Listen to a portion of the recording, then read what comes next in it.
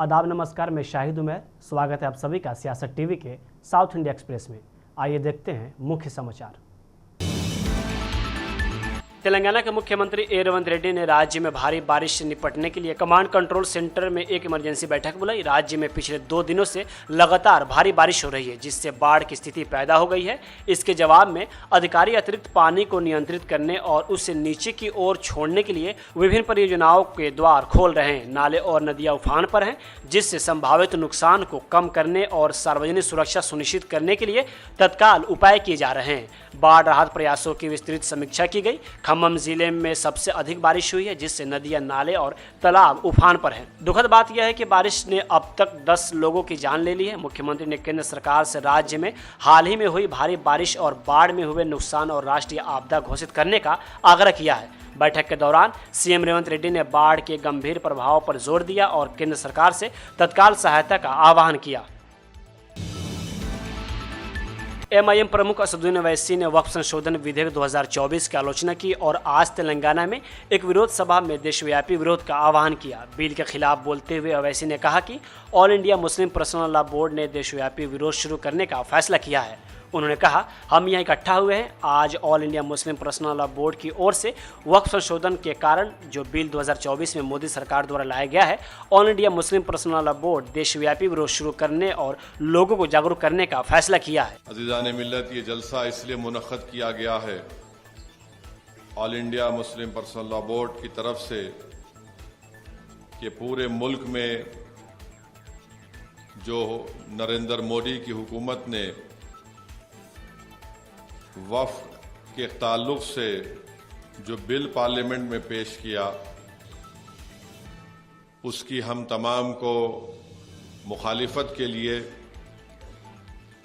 और उस वक्फ बिल में जो कानून बनाने की कोशिशें की जा रही हैं, उसके खिलाफ all India Muslim personal law board ने यह तय किया कि पूरे मुल्क में इस तरह के इस बिल के खिलाफ एहतजाजी जलसे किए जाएंगे। आवाम में एक शऊर को बेदार किया जाएगा और आवाम को बताया जाएगा कि कैसे ये जो बिल मोदी की हुकूमत ने पार्लियामेंट में पेश किया है, ये हमारे आइन, हमारे कॉन्स्टिट्यूशन के खिलाफ है।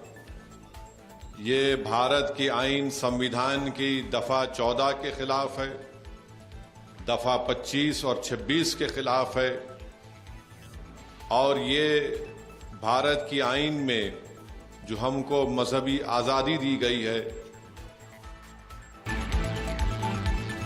बीआरएस के कार्यकारी अध्यक्ष केटी रामाराव ने तेलंगाना में बाढ़ प्रबंधन में विफल रहने के लिए कांग्रेस सरकार की आलोचना की। केटीआर ने आरोप लगाया कि कांग्रेस लोगों की पीड़ा के प्रति उदासीन है और कहा कि बीआरएस कैडर राहत प्रदान करने के प्रयास कर रहा है। उन्होंने एक्स पर कहा, जबकि कांग्रेस सरकार कहीं नजर नहीं आ रही है, आप चुनौतियों का सामना कर रहे हैं और जरूरतमंदों की सेवा कर रहे हैं।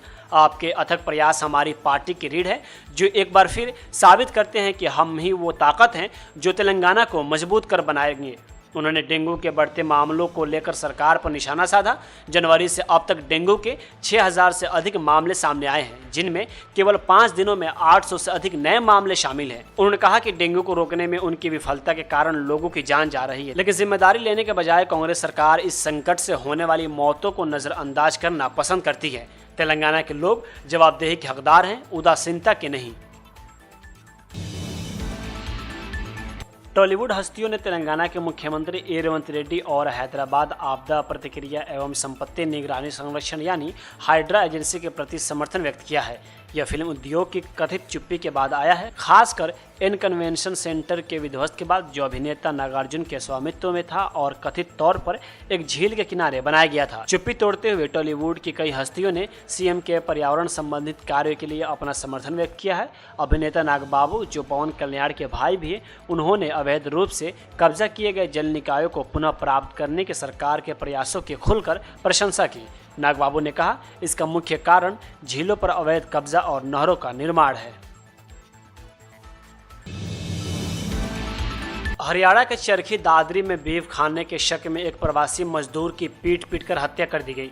वही दूसरा गंभीर रूप से जख्मी हो गया। इस मामले में अब राजनीति शुरू हो गई है। AIMIM प्रमुख असदुद्दीन ओवैसी ने मॉब लिंचिंग को लेकर बीजेपी और राष्ट्रीय स्वयंसेवक संघ यानी RSS पर जमकर हमला बोला है। उनका कहना है कि संघीय हमेशा झुंड में आते हैं और कमजोरों पर निशाना बनाते हैं। ओवैसी ने अपने सोशल मीडिया प्लेटफॉर्म X पर शेयर किया कि जिसमें उन्होंने बीजेपी पर निशाना साधते हुए कहा है कि संघी गुंडों ने एक बुजुर्ग मुसलमान को बेरहमी से पीटा। ये लोग हमेशा झुंड में आते हैं और सिर्फ कमजोर लोगों को निशाना बना सकते हैं। उन्होंने कहा कि इन लोगों में इतनी हिम्मत इसलिए है क्योंकि बीजेपी सरकार का इनका आंतरिक समर्थन करती है। इसके आगे AIMIM प्रमुख ने पोस्ट में हरियाणा में हुई मॉब लिंचिंग का जिक्र किया। उन्होंने कहा कि गौरक्षकों ने साबिर नाम के शख्स की हत्या कर दी, वही असीर नाम के शख्स को जख्मी कर दिया। उन्होंने कहा कि साबिर की हत्या में 2 लड़के पकड़े गए हैं जो 18 साल के भी नहीं थे। हरियाणा के मुख्यमंत्री नायब सैनी पर तीखा प्रहार किया। उन्होंने कहा कि मुख्यमंत्री का कहना है कि गौ रक्षा के नाम पर हो रहे आतंक को कोई नहीं रोक सकता। ऐसे में अगर कोई सरकार हमारे जान और माल की सुरक्षा नहीं कर सकती तो ऐसी सरकार का क्या फायदा है। हैदराबाद के पुलिस आयुक्त कोथाकोटा श्रीनिवास रेड्डी ने आज अधिकारियों से गणेश चतुर्थी और मिलादुन्नबी के लिए तैयार रहने को कहा। पुलिस के सभी विभागों के अधिकारियों को समय की पाबंदी, ईमानदारी, कार्य नैतिकता, जनता के प्रति सहानुभूति और पुलिस विभाग की छवि में सुधार करने जैसी आदतें अपनाने के लिए कहा गया है। आयुक्त ने प्रतिभागियों को प्रेरित करते हुए कहा कि यदि वे कड़ी मेहनत और समर्पण पर ध्यान केंद्रित करते हैं तो उनमें से कई को SP रैंक के अधिकारी बनने का मौका मिलेगा और उनमें से कुछ IPS रैंक तक भी जा सकते हैं। अतिरिक्त कमान और नियंत्रण केंद्र में एक बैठक को संबोधित करते हुए आयुक्त ने इस बात पर जोर दिया कि उप निरीक्षकों की महत्वपूर्ण भूमिका है और उन्हें समय का उचित प्रबंध करना चाहिए, अपने काम को प्राथमिकता देनी चाहिए और अपराध की रोकथाम और पता लगाने, बंदोबस्त कर्तव्य जैसे पुलिसिंग के सभी क्षेत्रों को महत्व देना चाहिए।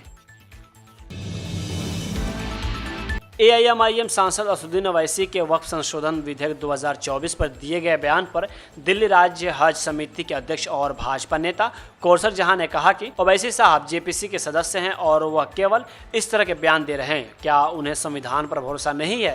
वक्फ का सुधार तो बहुत पहले ही होना चाहिए था। अभी बहुत भ्रष्टाचार है। कोई भी बोर्ड तब अधिक प्रभावी होता है जब उसके संचालक में पारदर्शिता और जवाबदेही हो। जी हाँ, वक्फ अमेंडमेंट बिल पर JPC में बिल्कुल खुलकर चर्चा हो रही है और सभी JPC के सदस्य हों, चाहे सारे भागीदारी पक्ष हों, आम जनता हो, सभी के सुझाव मांगे जा रहे हैं और सबको साथ लेकर ही ये चर्चा की जा रही है और बिल्कुल टाइम बाउंड चर्चा होगी। और ओवैसी साहब के विषय में तो मैं क्या कहूँ, वो खुद ही इस JPC कमेटी के मेंबर हैं और वो ऐसी टिप्पणी कर रहे हैं। मतलब उनको संविधान पर भरोसा नहीं है क्या? इसका क्या मतलब है?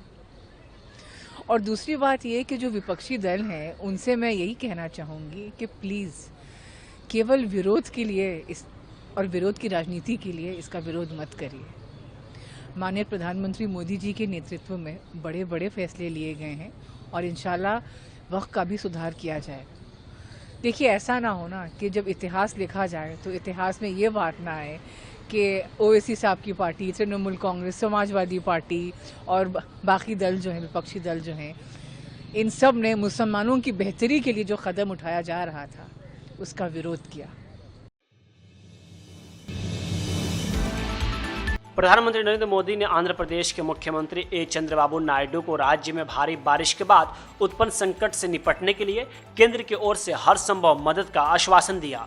मोदी ने नायडू से फोन पर बात कर राज्य में बाढ़ की मौजूदा स्थिति के बारे में जानकारी ली, जहां कई स्थानों पर पिछले 2 दिनों से भारी बारिश हो रही है, जिनमें विजयवाड़ा सबसे अधिक प्रभावित है। रविवार देर रात राज्य सरकार की ओर से जारी आधिकारिक बयान में कहा गया है कि मुख्यमंत्री चंद्रबाबू नायडू ने चल रहे बाढ़ राहत कार्य के बारे में बताया, जबकि मोदी ने उन्हें बताया कि संबंधित केंद्रीय सरकारी विभाग को राज्य को आवश्यक सहायता प्रदान करने के लिए निर्देश दिए गए हैं। प्रधानमंत्री ने कहा कि विभागों को तत्काल आवश्यक उपकरण भेजने के निर्देश भी दिए गए हैं। उन्होंने कहा कि नायडू ने मदद के लिए मोदी को धन्यवाद दिया। इससे पहले रविवार को नायडू ने राहत कार्यों को तेज करने के लिए केंद्र से अतिरिक्त राष्ट्रीय आपदा प्रक्रिया बल की टीमें, पावर बोर्ड और हेलीकॉप्टर मांगे।